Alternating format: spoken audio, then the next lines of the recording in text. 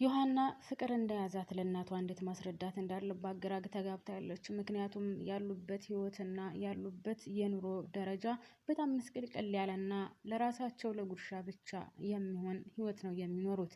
እናም ዮሐና ልዑልን አፍቅረዋለች። እሱም በጣም ነው የሚወዳት። እናም ለእናቷ እንዴት ብላ መናገር እንዳለባትና ልዑልን እንዴት እንደምትወደው ለእናትየው ብትነግራት ምን አይነት ስሜት እንደሚሰማት እያሰበች ነው። ልጄ ምን ሆነሽ ነው ተግዘሻልሳ ብላ ስትጠይቃት አይ እማዬ ምንም አልሆንኩኝም፣ ምንም የተፈጠረ ነገር የለም ስትላት ያው የእናት ሆድ እንደምታውቁት ሁሉን ነገር ስለሚጠራጠር ኧረ እባክሽን ልጄ እኔም ማላቅሽ ነኝ እንዴ የተፈጠረ ነገር አለ ስትላት ወይዘሮ ኤልሳ አይ እማዬ ምንም የተፈጠረ ነገር የለም፣ ነገር ግን ያው ትምህርት በጣም ከብዶኛል፣ ምን ማድረግ እንዳለብኝ አላቅም ስትላት እና ታዲያ ምን ይሻላል ምን ላደርግልሽ ስትላት አላቅም ምን ታደርጊያለሽ አንቺማ፣ ግን ያው በጣም ትምህርት ከብዶኛል ምን ማድረግ እንዳለብኝ አላቅም ስትላት ወይ ጉድ እኔ አላግዝሽ ምን አደርጋለሁ ታዲያ ልጄ፣ በቃ ስራ ከዛ ቤት ሄደሽ ስራ አትስሪ አልኩሽ እኮ ዝም ብለሽ ትምህርትሽን ብቻ እንድትማሪልኝ ነው የምፈልገው ስትላት እናትየው ልጅቷም አይማዬ ምኑን ከምኑን ነው የምታገናኙ አሁን ያንንና ይሄን ምን አገናኙ ስትላት እና ታዲያ ምን ላደርግ ብለሽ ነው ልጄ፣ ዝም ብለሽ ትምህርትሽን ብትማሪ ነው ለኔ የሚሻለኝ፣ ትምህርትሽን ብቻ እባክሽን ተማሪልኝ ሌላውን እኔ ያደርጋለሁ ስትላት አይማዬ ትምህርቱንና ይሄኛውን ምንም ነገር አያገናኙም አታስቢ ችግር የለውም ትላታለች። እናትየው ተነስታ ስትሄድ ልጅቷ ግን በጣም ግራ ተጋብታ አሁን ለእናቴ ልዑልን እንደምወደው እንዴት እነግራታለሁ፣ ከዛ በፊት ግን እማዬ አሁን ከነ ኤልሳቤት ነው አይደል የመጣሽው ስትላት አዎ ከዛ ነው የመጣሁት ምን ነው ስትላት አይ ምንም ልዑል መጥቷል እንዴ ብላ ስትጠይቃት አይ አልመጣም ምን ነው ጠየቅሽኝ፣ ያው ቤቱ በጣም ተወጥሯን በነገራችን ላይ ቤቱ ውጥረት ውስጥ ነው ያለው ስትላት አይ እኔ ሌላ ምንም ፈልጌ አይደለም እንደዚሁ ነው እና ትናንትና እዛ ነበርሽ እንዴ ስትላት አዎ ትናንትና እዛ ነበርኩኝ ነገር ግን ቤት አልመጣም ትላታለች። እናትየውም ተነስታ ስትሄድ ልጅቷ በጣም ሀሳብ ውስጥ ገብታለች። ሰላም ጤና ይስጥልኝ ውድና የተከበራችሁ የቻናሌ ቤተሰቦች ዛሬም በአዲስ ቪዲዮ ከቻ ሀሳብ እየላችኋለሁ። ይህን ቪዲዮ የሚደርሳችሁ ሁላችሁም ላይክ እና ሰብስክራይብ በማድረግ እንድትተባበሩኝ በትህትና ጠይቃለሁ። አረ በተለይ ስወዳችሁ ላይክ አድርጉልኝ። ተው ግን ምን አለበት እውነት እስኪ ልጠይቃችሁ፣ ላይክ ማድረግ ይጎዳል? ሰብስክራይብ ባታደርጉሽ ከወደዳችሁት ብታደርጉልኝ በጣም ደስ ይለኛል። ምንም የሚቀንስባችሁ ነገር የለም። ነገር ግን ላይክ አድርጉልኝ ማለት ነው ውዶችዬ፣ አመሰግናለሁ። እናም ወይዘሮ ኤልሳ ተነስታ ወደ ውስጥ ስትገባ ልጅቷ ዮሐና ለብቻዋ ቁጭ ብላ ግራ ተጋብታለች። ምን ማድረግ እንዳለባት አሁን ልዑልን አፍቅሬዋለሁ ብዬ ብነግራት እናቴ በፍጹም ይሄን ነገር የምትሰማበት ጊዜ አይደለም። እንደዚህ አይነት ነገር መስማት አትፈልግም እናቴ። እሺ ምንድነው የማደርገው? እሱም በጣም ነው የምወደው። ምን ላድርግ? እንዴት ብዬ ላገኘው? እያለች ግራ ተጋብታለች።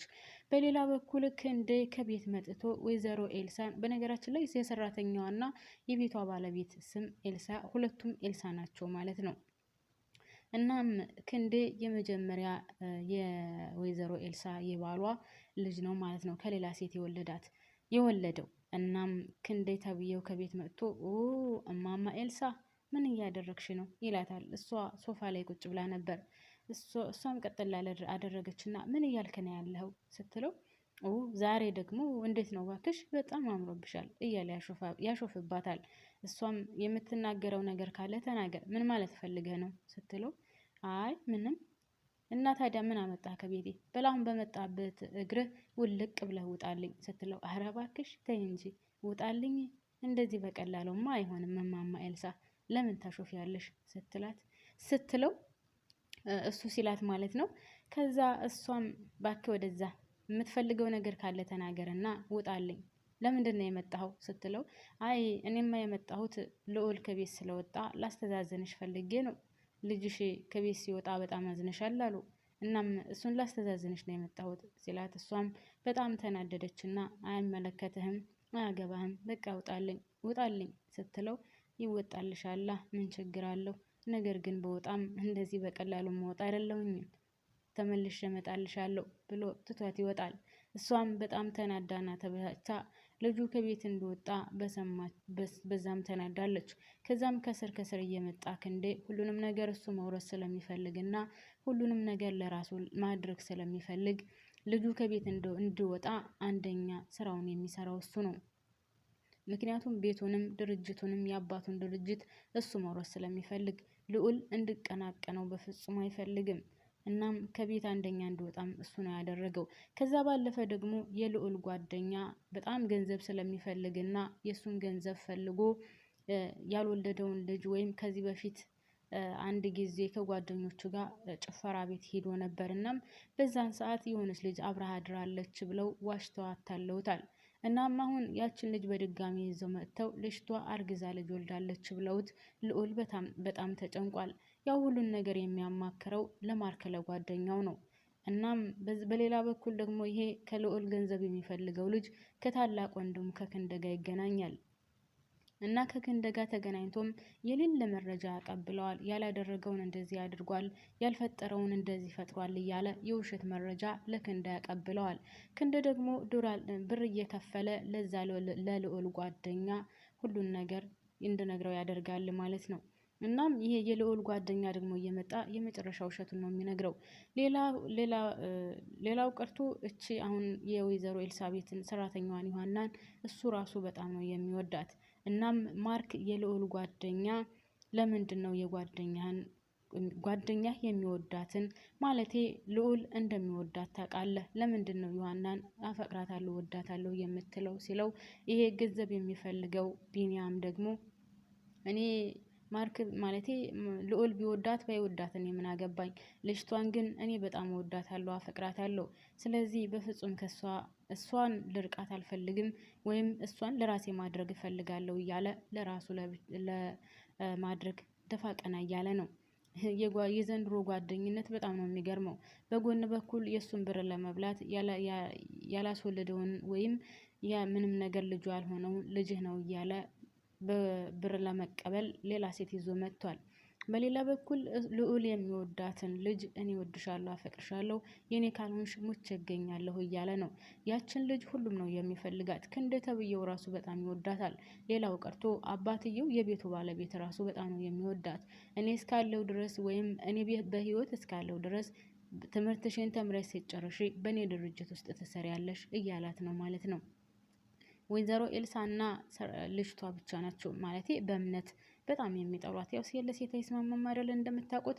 ደግሞ መልኳን በጣም ቆንጅዬ ስለሆነች እነሱም የሚቀኑባት ይመስለኛል። ወይዘሮ ኤልሳም የቤቷ ባለቤት ሁለተኛ ከዚህ ቤት እንዳትመጣ እያለቻት ነበር። ለማንኛውም አሁን እቺ ዮሐና ተብዬዋ ልጅ ልዑል በጣም ስለናፈቃትና ግራ ስለተጋባች ለሱ ምግብ ይዛለት ሄዳለች። እሷ ያለችው ወይዘሮ ኤልሳ እንደላከቻት ነው።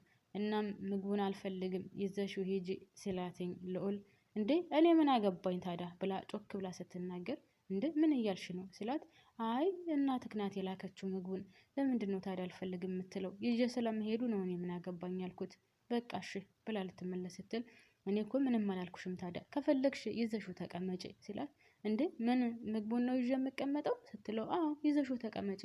አይ እኔ ይዤ አልቀመጥም፣ ምን እኔ እኮ የተሰራ ምግብ ነው እንጂ ያመጣሁልህ ላበስል አይደለም የመጣሁት ስትለው፣ እና ምን ችግር አለ ብታበስልኝስ?